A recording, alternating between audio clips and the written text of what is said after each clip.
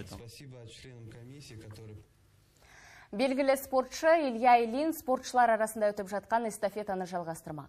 Спорттық емес, қайырымдылық эстафетасы.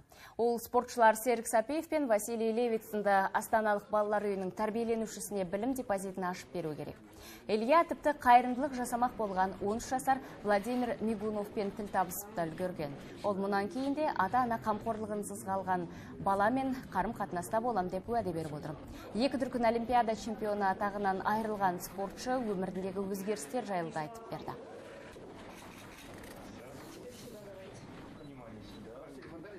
Переквалифицируюсь, так сказать. Менде бәрі де жақсы. Өмірімді басқа бағытқа ауыстыруды көздеп жүрмін. Оңай емес әрине, бірақ ер жігіттің басына не келіп не кетпейді. Менің спорттық шеберлігім де дәл осындай қиындықтарды да көтере білуге берілсе керек. Менде бәрі жақсы. Енді осындай іс-шараларға қатысып, қайырымдылық жасағым келеді.